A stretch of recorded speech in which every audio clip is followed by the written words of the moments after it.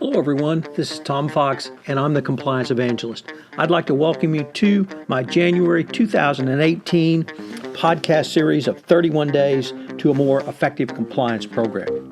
But first, a word about this month's sponsor, Conversant. Conversant brings a different kind of ethics and compliance solution to your organization. These days, business success demands something different, a corporate culture centered on integrity and ethical behavior.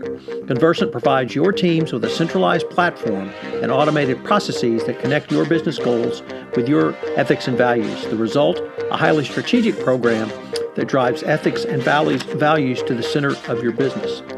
Through the use of the Conversant Ethics Cloud platform, it gives you the choice of what you need according to your compliance program maturity.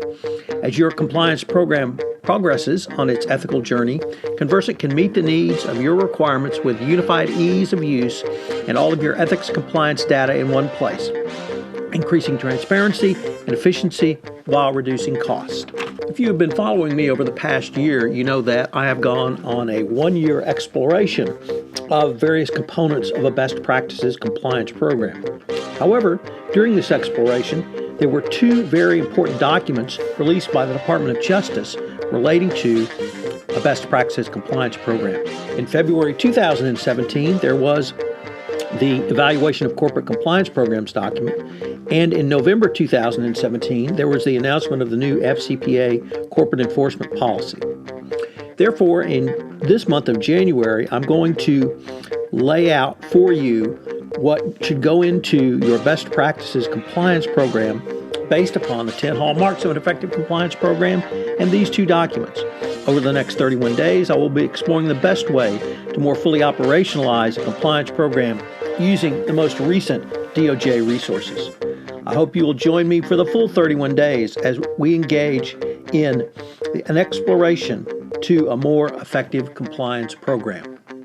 31 Days to a More Effective Compliance Program is a part of the Compliance Podcast Network. Day 13, the Fair Process Doctrine. In the DOJ's Evaluation of Corporate Compliance Programs, Prong 8, Incentive and Disciplinary Measures, it states, incentive system, consistent application. Have the disciplinary actions and incentives been fairly and consistently applied across the organization? In the new FCPA Corporate Enforcement Policy, it states, appropriate discipline of employees, including those identified by the company as responsible for the misconduct, either through direct participation or failure in oversight, as well as those supervisory authority over the area in which the criminal conduct occurred. Under Hallmark 6 of the 10 hallmarks of an effective compliance program, it states, in addition to evaluating the design and implementation of a compliance program throughout an organization, enforcement of that program is fundamental to its effectiveness. A compliance program should apply from the boardroom to the supply room. No one should be beyond its reach. The SEC and DOJ will consider whether, when enforcing a compliance program, a company has appropriate and clear disciplinary procedures, whether those procedures have been applied reliably and promptly, and whether they commensurate with the violation. Many companies have found that publicizing disciplinary action internally, where appropriate under local law, can have an important deterrent effect, demonstrating that unethical and unlawful actions have swift and sure consequences. As far back as the U.S. Sentencing Guidelines in 1992, it stated the organization's compliance and ethics program should be prompted and enforced consistently throughout an organization through appropriate incentives to perform in accordance with the compliance program and ethics program, and appropriate disciplinary measures for engaging in criminal conduct and for failing to take reasonable steps to prevent or deter criminal conduct. One of the areas which human resources can help operationalize your compliance program is to ensure that discipline is handed out fairly across an organization and to those employees who integrate such ethical and compliant behavior into their individual work practices going forward. This is more than financial incentives for ethical behavior, but institutional objectivity for your employees.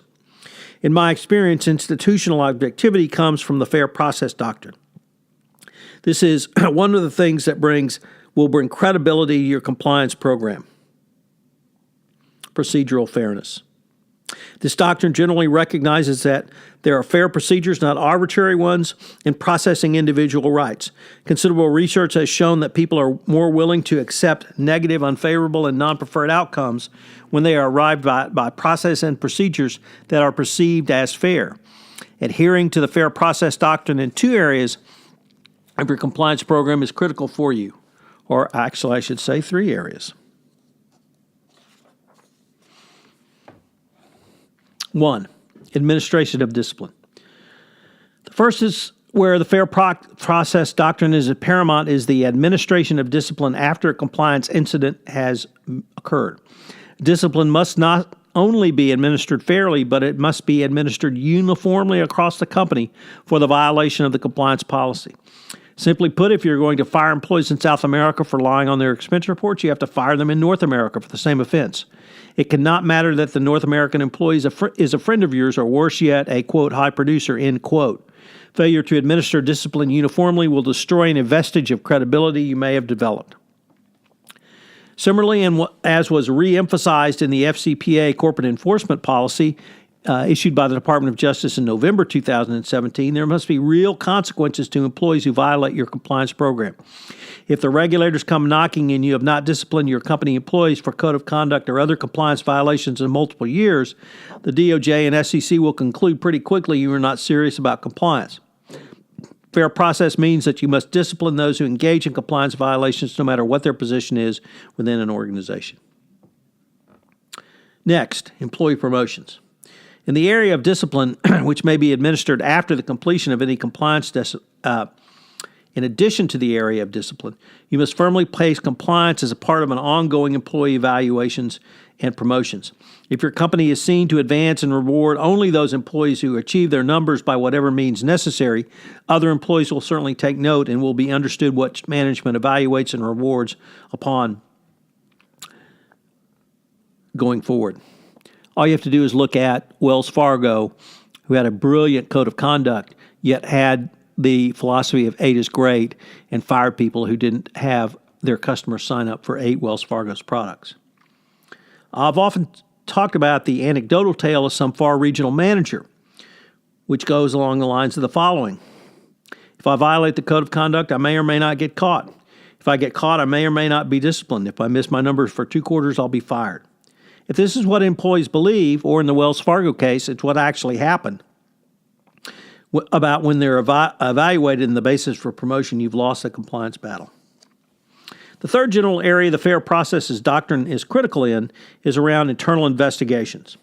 If your employees do not believe that the investigation is fair and impartial, then it's not fair and impartial. The same would be true of the Department of Justice.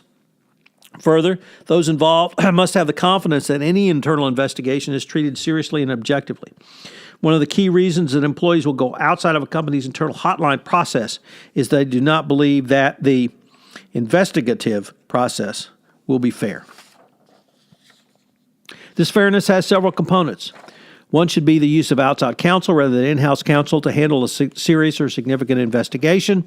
Moreover, if a company uses a regular law firm, it may be other outside counsel should be brought in, particularly if the regular outside counsel has created or implemented key components which are being investigated. Further, if a company's regular outside counsel has a large amount of business with the company, then that law firm may have a very vested interest in maintaining the status quo. Lastly, the investigation may require a level of specialization which in-house or regular outside counsel do not possess. An often overlooked role of any CCO or compliance professional is to help provide employees procedural fairness. If your compliance program is seen to be fair in the way it treats employees in areas as varied as financial incentives to promotion to uniform discipline meted out across the globe, employees are more likely to inform the compliance department when something goes awry. If employees believe they will be treated fairly, it will go a long way towards operationalizing your compliance program. So what are today's 3 key takeaways? Number 1, the DOJ and SEC have long called for consistent application in both incentives and discipline. Number 2, the Fair Process Doctrine ensures employees will accept the results they may not like. And number 3, inconsistent application of discipline will destroy your compliance program credibility. I hope you've enjoyed Day 13 of 31 Days to a More Effective Compliance Program, and I hope you'll join me tomorrow, where we will take up the topic on Day 14 of risk assessments. This is Tom Fox again. Thank you for listening to this episode of 31 Days to a More Effective Compliance Program, sponsored by Conversant. I hope you will join me tomorrow and indeed for the entire 31 days in January, while I will be exploring the best way to more fully operationalize your compliance program using the most recent resources the Department of Justice has communicated to us, the evaluation of corporate compliance programs, and the new FCPA Corporate Enforcement Policy. This is Tom Fox. Thank you again for listening. 31 Days to a More Effective Compliance Program is a part of the Compliance Podcast Network.